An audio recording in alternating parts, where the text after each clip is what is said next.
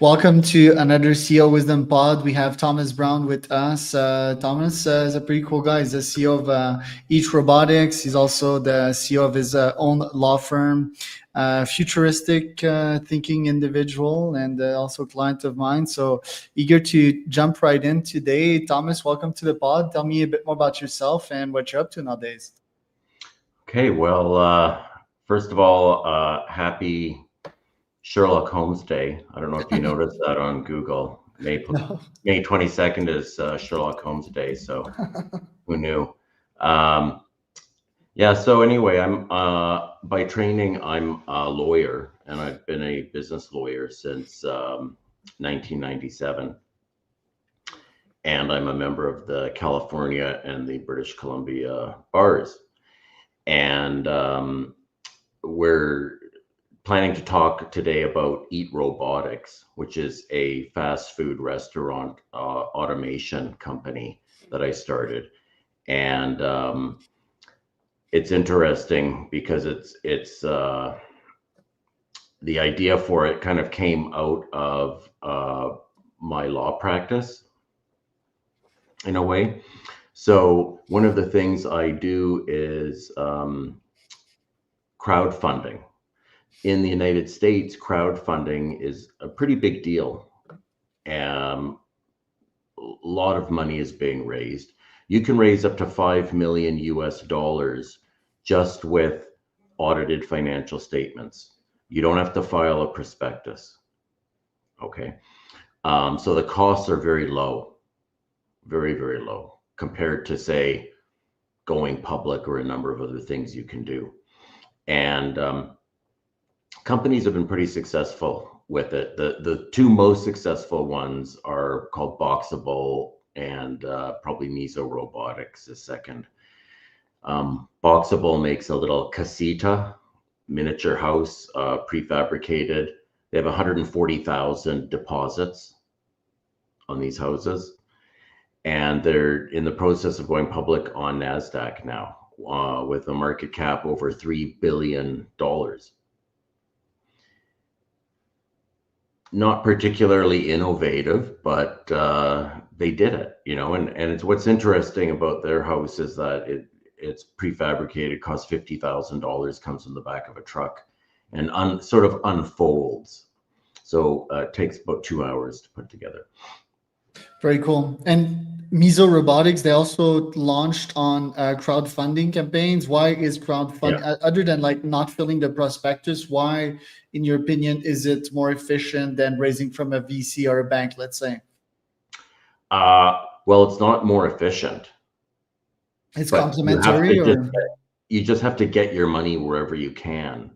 Actually, the most successful crowdfunding companies have both VC backing and retail investors.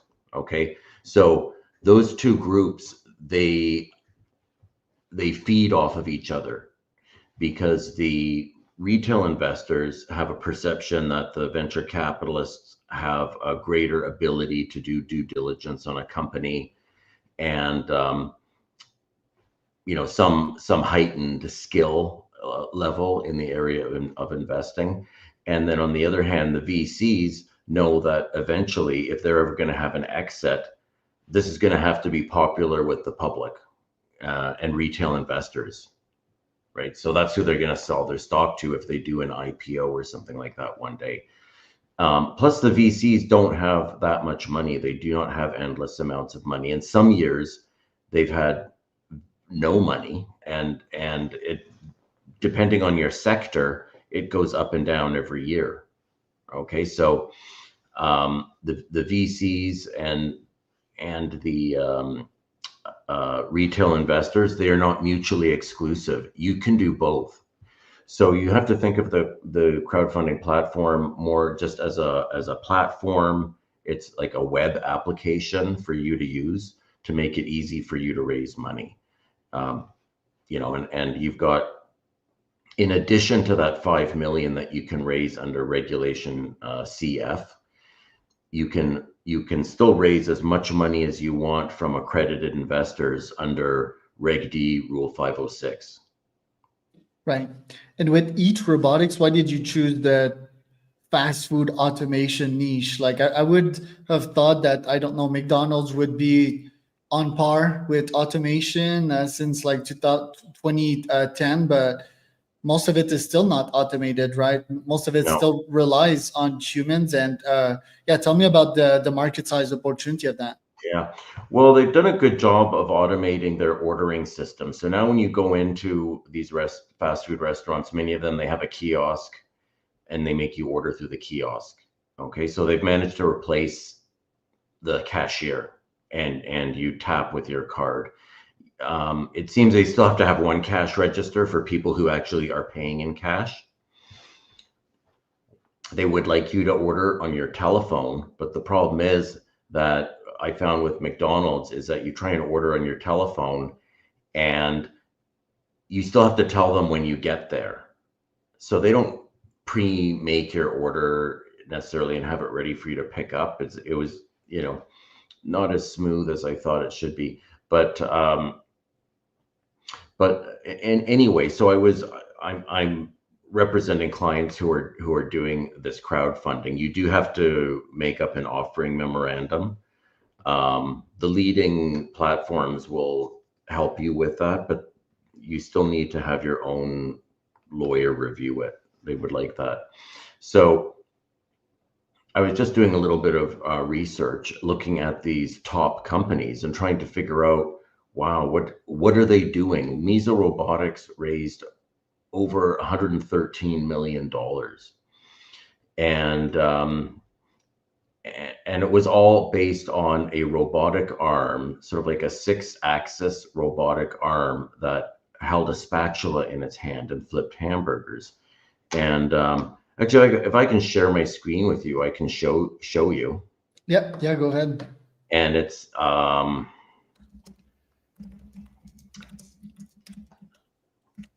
let's see, Flippy.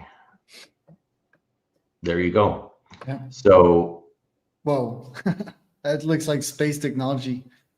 well, it seemed to me that it was a little bit over-engineered.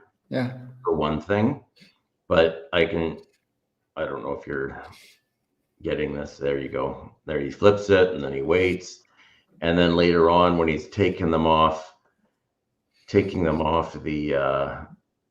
let's see if we can find where he's taking one off here. And then he takes it off and he puts it on this tray. Okay. Yeah. Scrapes it clean. Now later on, what's interesting is you see when he's putting them on the tray, the Flippy robot actually kind of misses quite a few.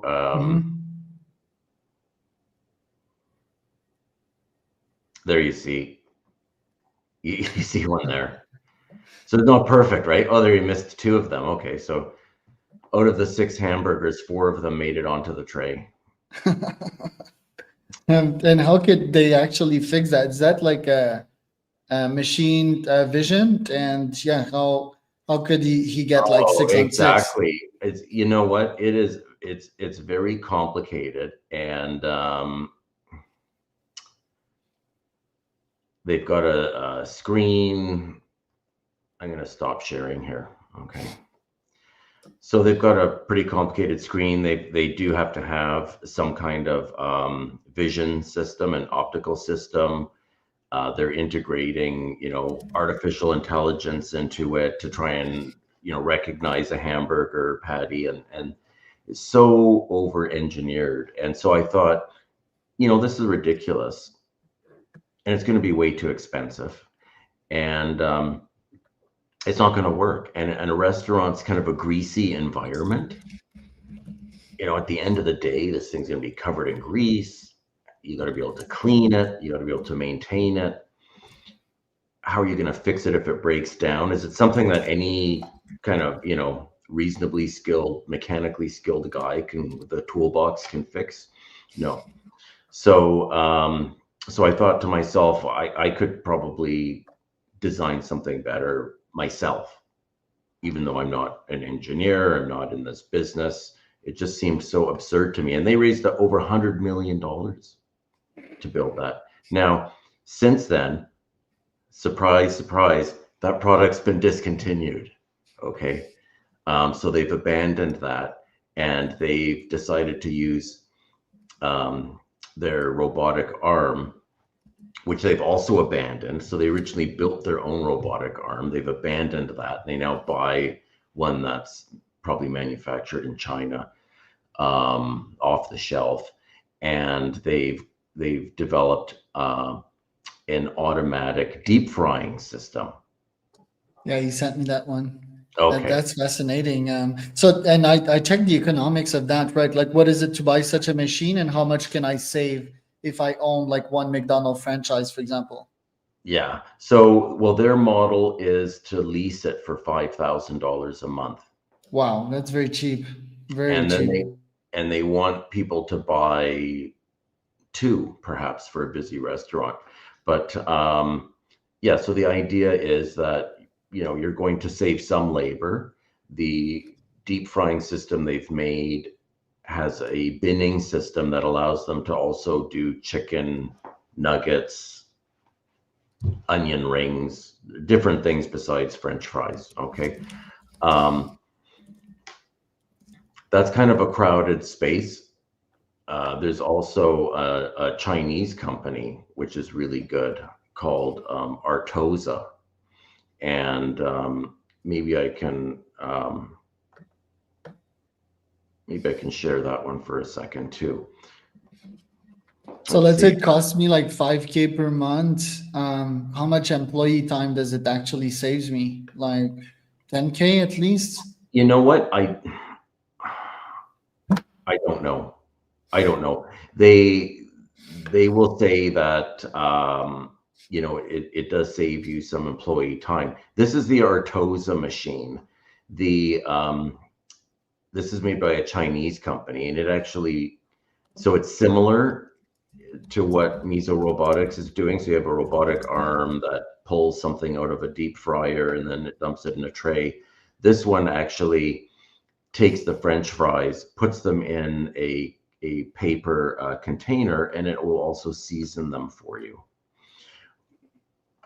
Very interesting. Yeah, I'm really not sure how much labor exactly it's the automatic deep fryer that Miso has gone with is saving people. But basically, what I thought was, okay, well, look, we've got. I just thought, you don't need a robotic arm to flip these things. And you see how they had a guy standing there putting the patties on the griddle. Yeah. And I thought, well, that's not smart. Why don't you just have an automatic dispenser? And all you need is a spatula to flip things attached to, a much more simple device. So you'll see then once this flips all the hamburgers. So this is actually going faster than it would in real life. So it takes 4 minutes, say, to cook a hamburger, 2 minutes on each side.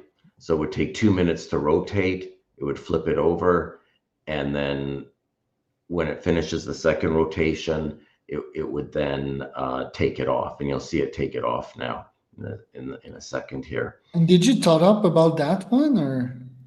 Yeah, there we go. So yeah, so I designed it on paper, with graph paper, because I thought to myself, well, I could probably make a better one. And then I thought, okay, well, then why don't you? Just as a personal challenge. And this was during COVID, right? So everything was very quiet, unfortunately, during the lockdown. There was no new business going on. People weren't incorporating new businesses. My clients weren't doing anything. So I sort of had nothing to do. And so I thought, okay, well, let's see. And so I grabbed a pad and I started sketching out my idea. And then I thought, well, this is a lot better than theirs. And then I hired a guy on Fiverr who is a CAD/CAM instructor. Computer aided design is what CAD stands for. And I asked him, well, can you take my hand drawings and make a CAD animation? And he did that. And I just wanted to see if everything would work, because you can kind of think of something in your mind, but you don't know, is it really going to work? Are you missing something? And so I wanted to figure out how this would actually function. So then I thought, well, this actually is kind of interesting. So then I hired 3 different people to do patent searches, and they gave me their results. And there's already been a patent which has since expired for a rotating grill or griddle, but nobody's flipping hamburgers or has an automatic dispenser or any of the other features that I've added to this. And so I thought, maybe this is patentable. So I hired a patent lawyer, and we filed a patent with the US Patent Office, right? And so that was now about 18 months ago. The patent's been published. So pretty soon we'll get the comments from the reviewer, and we'll have to defend our patent. But there are a number of features there that no one's ever patented before. So I think I have a good chance of getting a patent. Just as an example, with the Miso Robotics deep frying machine, the part that they've got a patent on is their binning system. You can't even patent the idea of a robotic arm pulling something out of a deep fryer. That doesn't work, right?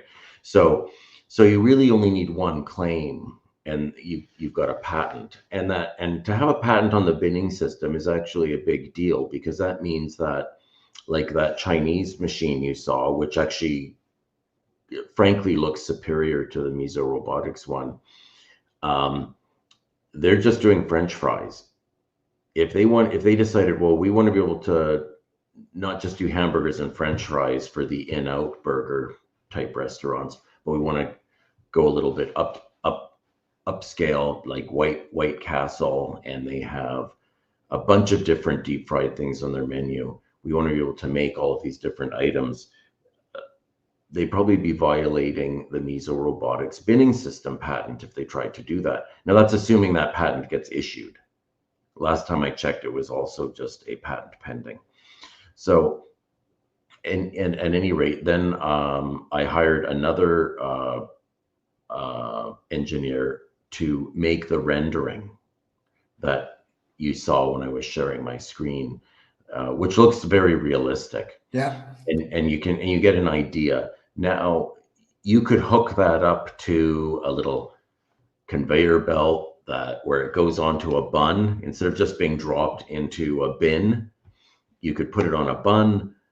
You can have the dispensers above squirting on ketchup, mustard, relish, tomato, whatever you want. Put the top of the bun on it, put it into a container, and slides out the other end. So it's a complete hamburger, and hasn't been touched by human hands, basically, at that point, right? So where does the cheese come in? The cheese? Well, the cheese would come in as a dispenser. Like what can work is, if you have grated cheese in a dispenser, you could have it coming down onto the burger to make a cheeseburger. And the way I would do that is, as soon as it comes off the grill, you'd deposit the cheese on top. So you just have a hopper full of grated cheese, lets out the exact amount, drops onto the patty, right? And as the patty slides by, and the patty will still be hot enough then to melt that cheese. It's a science. Yeah, it's kind of hard no one's really been able to figure out a good way to put a slice of cheese automatically on a hamburger. What you saw the guy doing with the Miso Robotics Flippy machine, where he stood there and he put the cheese on manually. Because the cheese comes, sort of like a stack of cheese and separated with these wax paper or whatever. You've got to peel one off, put it on. So what people do instead is they use a hopper design with grated cheese. Interesting. And did you heard about Elon and Trump like firing the copyrights person in the US? Like I think that was last week. No, I didn't. Yeah, we're gonna talk about that later because yeah, Elon wants to do that to just like check all the have his AIs pretty much scrape all the patented properties and so forth. But yeah, more on that later. What's next for Eat Robotics? Like, when is the crowd funding campaign gonna go live? You know what do you have in the plans for Eat Robotics this year?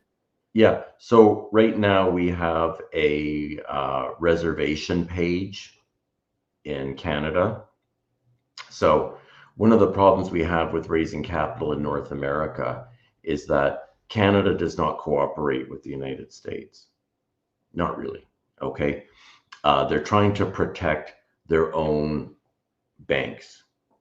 So essentially our securities market in Canada is designed to favor the banks and the investment banks is what I'm talking about when I say banks. But most of the big investment banks are actually owned by the big banks in Canada.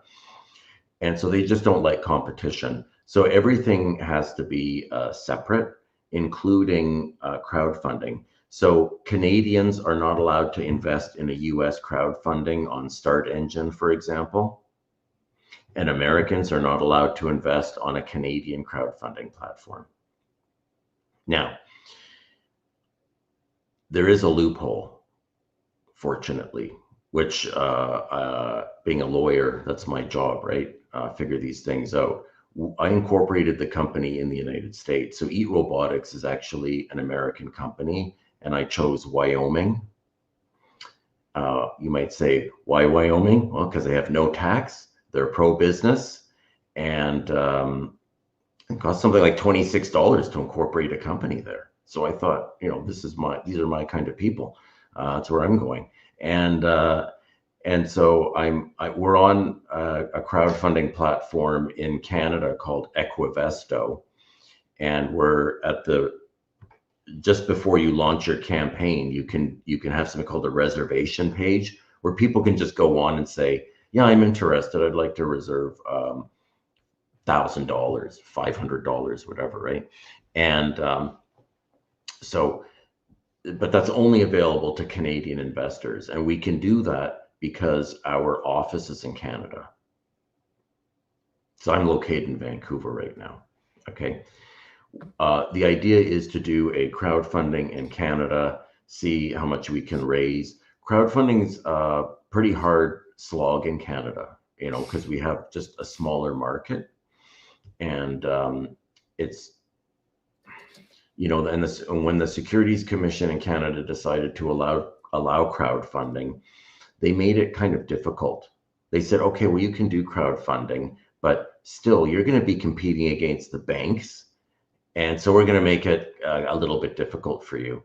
So the investor has to open up an account with Equesto, and it's the same as opening up a brokerage account.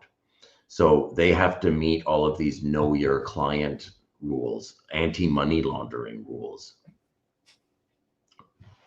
Even though this person just wants to invest maybe $500 in some startup company, they have to fill out this pretty lengthy form, it's unfortunate, but that's just the way it is, okay? And anyway, once we finish in Canada, we'll probably do what will end up being, a bit of a small offering here in Canada, but we'll see what we can get. We'd like to then go onto a US platform, and we can go onto Wefunder, for example, will take us because we are a US company. So paperwork and like these would be the next steps. Well, Thomas, thanks for being on today. Where can people find out more about you and Eat Robotics? Well, eatrobotics.com. It's a great place to start, our website. And we've got a link there to the Equesto site. If you are a Canadian resident, you can take a look at that. If you do decide to make a reservation, you don't do anything right now. You don't pay any money now. It's just an expression of interest. That's all. And then later on, you could even change your mind if you want. But that's where I would start, is on our website. Cool. So that was Thomas and Charles for another